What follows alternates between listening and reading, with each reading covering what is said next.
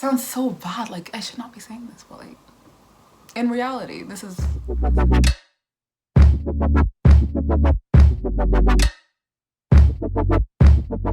Welcome back to my channel, guys.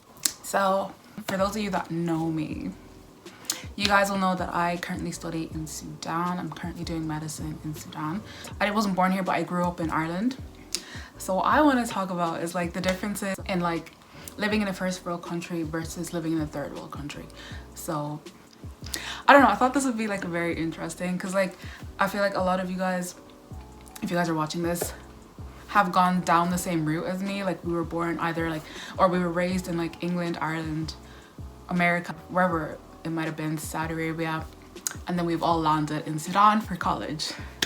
So if you guys can relate to this or can relate to any of the things I'm gonna say, let me know so we can laugh about it together. It's not even like, I'm not trying to like, do you guys hear my brother screaming on the Xbox? Anyways, this is just like a light-hearted video. Like it's a bit of like, it's nothing serious. Like I'm not trying to like, I'm not like digging at Sudan or anything or wherever. Like I love Sudan so much. Like I've loved living there. I've loved the whole experience. I've loved, you know, it's been just a big change. It's like different going from living in Ireland to going to living in Sudan. So the first big difference I would say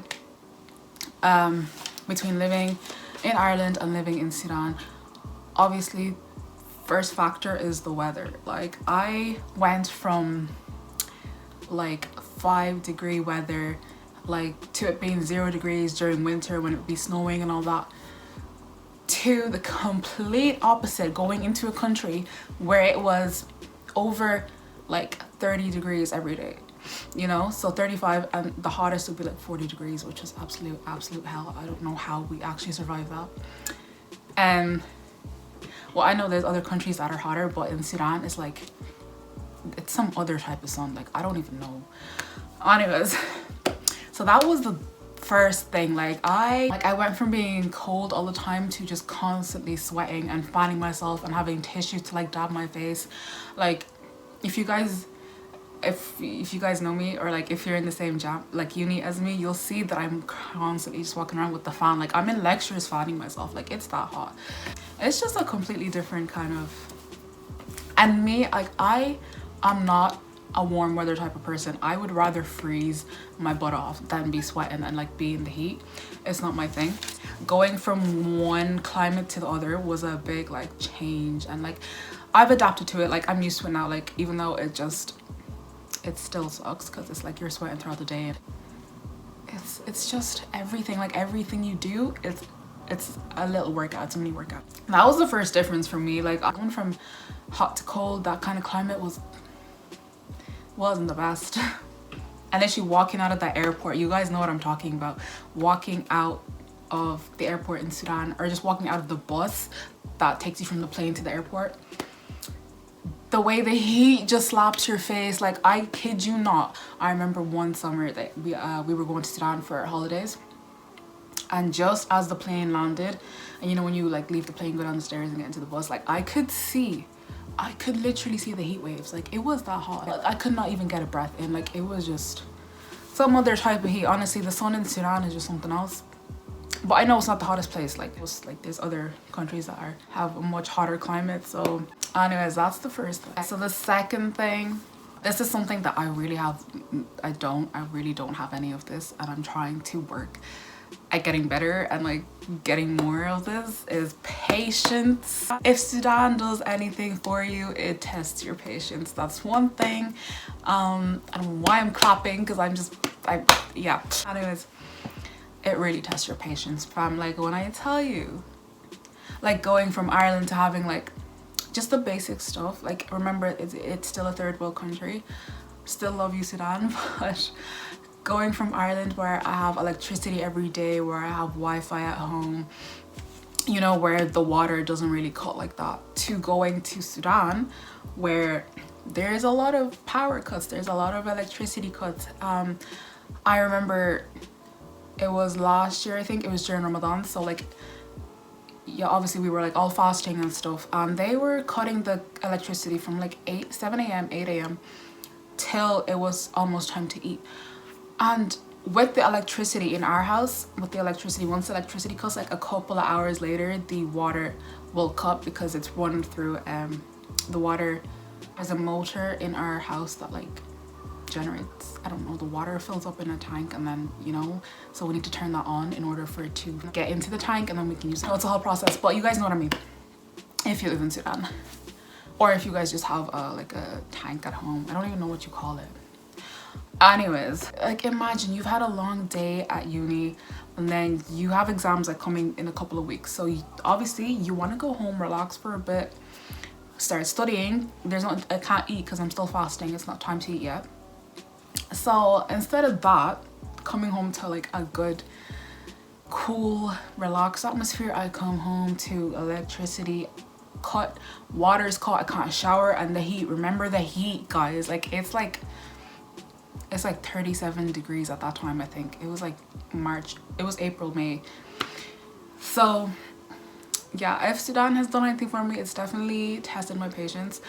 It has allowed me to get better in that aspect, because now, like, or is it just that I'm just used to it? I don't know. Last time I was there was electricity. It would happen every second day, so like the electricity would cut. There's certain schedules, so like you actually start to learn the times that's gonna cut and the times that's gonna come back.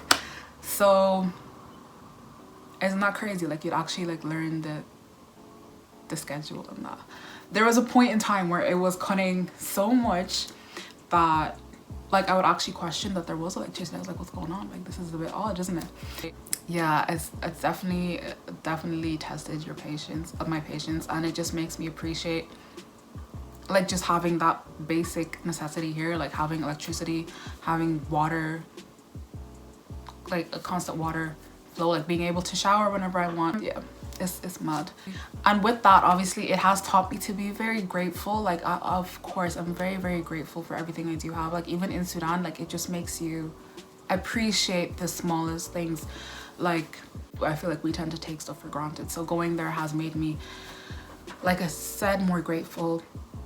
And it does humble you, like living there and seeing like what you have, even in Sudan, like what you have, even though you would experience the power cuts, the water cuts, whatever, you still have a roof over your head, you know what I mean? So it does make you, it humbles you a lot, like I said. Another thing that I've had to, this is actually kind of a good thing, like I feel like it has taught me good things.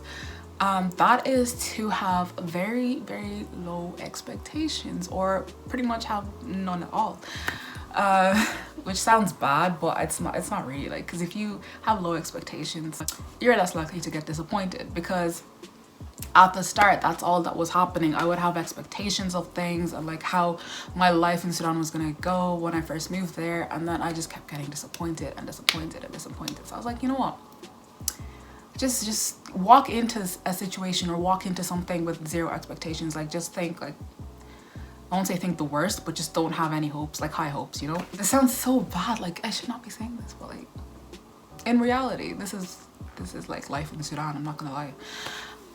It's just taught me to just go with the flow, you know, just like take things as they are, like it is what it is type of, you know. Yeah, I feel like that's a valuable lesson, to just like go into things with no expectations. It's not a bad thing, I feel like. The difference is in transport as well. If you guys know, in Sudan we have it's a big bus, it's a public transport bus. It's called a Mwasalat in Sudan. So I had never been on one, right? So when I moved to Sudan, my cousin and I were going to the same uni at the time, and she's graduated now. But so one of the days she was like, you know what, let's take the Mwasalat, or the bus, back home. Because in the mornings I would usually take a rickshaw, if you guys know what that is. Yeah, so she was like, let's take the Mwasalat home today. I was like, okay, sure, why not? Let me try it out. Let me see what it's like. I was excited because I'd never been on it. I was like, okay, what is this Mwasalat life like, you know? I brought my bio with me. I was all ready after uni, so I was waiting for her. I was like, okay, so ready to go, whatever. So we walk out, and then you have to like stand, obviously, you know, when you're waiting for a bus to arrive. So we were waiting for the bus to arrive. It arrives and I'm looking at it and I'm just like, it looks very full, like where are we gonna sit? And then she just hops in, she's like, no, come, it's fine, like Dali, Mafi, Mushkila, we'll find seats. I'm like, okay, whatever. So she gets on in front of me and then I get on after her and I'm looking, I'm just like, where am I gonna sit? Like she had found a seat, like you know those seats that you say there's like 2 seats and then the third one is like folded up and you have to fold it down and then sit on it if you want to sit on it, and then fold it back up if someone's trying to leave the bus. So it's one of those seats that you have to fold down to sit on. I didn't know that because over here we don't have that, and the bus is in Ireland. So I was just there like, there's no seats left, like what do I do? So I saw her and I had assumed that she was squatting. So I just assumed she was squatting on the bus. I was like, okay, this is what we do here. So that's what I ended up doing. I was like, okay, fine, if we're squatting, then I guess I'm just gonna have to do that. I squatted in front of her and she panicked. She's like, no. She thought I was gonna sit on her or something. And I was like, my nigga, no, I'm just gonna squat. So I squatted in front of her and she was like, everyone looked at me. They were like, girl, what is you doing? Like, yeah, bitch, you know, like, you know what I mean? I was like, I was so lost. I was like, what's going on? And then they were like, and then by the time she had told me like, you have to fold the chair down and then sit on it, the bus had started moving. So I was like, yo, I'm not moving for nothing now, because I don't have a seatbelt on, I don't have nothing. I'm just squatting in this bus. And everyone's just there looking at me like, what is this girl doing? And they were literally all telling me like to get up, gumi, a bit gumi. And you guys know with Sudan and driving in Sudan, like it's very, wouldn't say it's the safest. So I was not risking my life. I was like, no, I'm just gonna stay squatted here until like it stops again. That was just a very embarrassing experience, I'm not gonna lie. Anyways, that's just a little story there, but that was another difference. Like the difference in transport is another thing. Yeah, fun times. Another thing that I have learned, or the difference between here in Sudan, is you would face like a lot of hardships over there that you wouldn't necessarily face here, or if you do face them here, there's always like some kind of help or solution for it. But over there, I feel like you just have to figure things out. I'm sorry, but people, like services over there don't tend to be the most useful. If you guys know what I mean, like something like as basic as, it's not really basic, but going to like get your passport renewed or something, or even some kind of thing like that, like just going in to do paperwork, whatever. Anytime you want to go renew your passport, you want to go renew like your visa, whatever it may be, obviously it has to be like they have a computer system, whatever. The amount of times you guys have probably heard, and I have heard, Shabakatasha. Like you guys know, like you know the frustration that comes with that. Like you'd be standing in line for hours. You'd be there from like 7, 8 a.m. in the morning because of the queues and that. Waiting your turn. You're there waiting for hours. And then your turn comes and then they want to tell you, Ashabakatasha, like I'm sorry, I can't do anything for you. I'm just like, are you actually serious? Like the willpower it takes to just not like have a freaking, like, you know, tantrum. Like I obviously won't throw a tantrum, but I'm just saying, like, you just have to accept it. You can't do anything. That goes back to like having more patience. So you'd have to go home and then repeat the whole process again the next morning. So that kind of stuff doesn't really happen in Ireland. Like if you're trying to get your passport done and they tell you a date to come in, you're gonna come in, you're gonna get it done. Like nothing's gonna be wrong with the system, most situations. So you'll get things done like that here. But over there, like the most simple basic task might take you a couple of days, maybe even up to a week. I don't know, depending on the situation. So that's another difference for sure. Another thing, just for me personally, like going from Ireland to Sudan, Sudan has been really good for my own growth and that, which I know a lot of people might say the same. And that's one thing that I was told as well, like before moving there, when I first moved there, they were like, you know, you're gonna come out of this, you're gonna finish uni being a completely different woman, your confidence will grow a lot, you will be a lot more independent. I personally have felt like before, like I was a very shy, like closed person. Like I think that comes with like growing up in general, yeah, obviously, but Sudan has just been very helpful in that, because I don't know, I've just had to learn to just, you know, be a bit more assertive.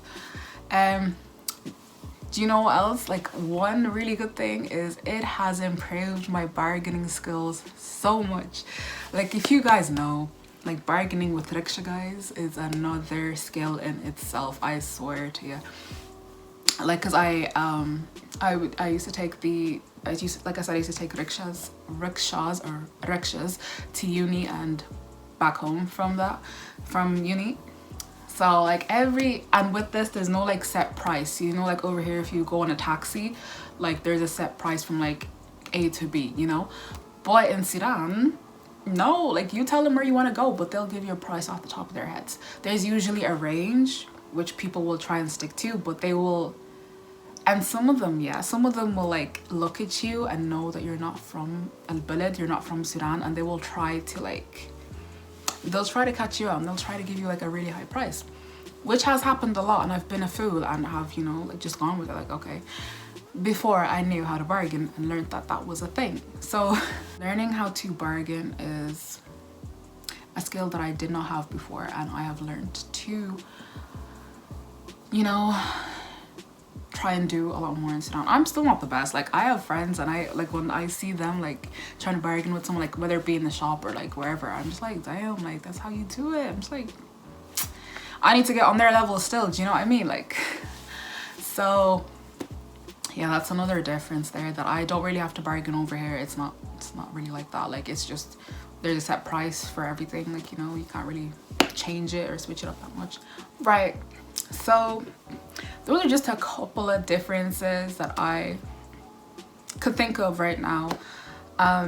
There's a lot of stuff. I know there's a lot of stuff that I've left out, and when I edit this, I'm gonna be like, you should have said this, you should have said this. But I might do another one of these, I don't know, we'll see.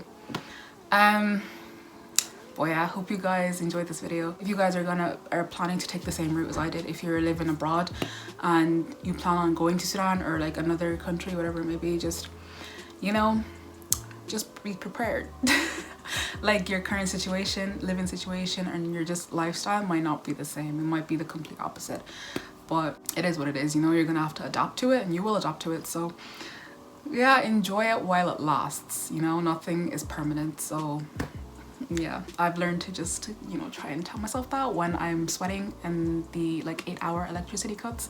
So yeah, but anyways, I hope you guys enjoyed this video, and don't forget to like, comment, subscribe, all of that good stuff. And yeah, I'll see you guys in the next video.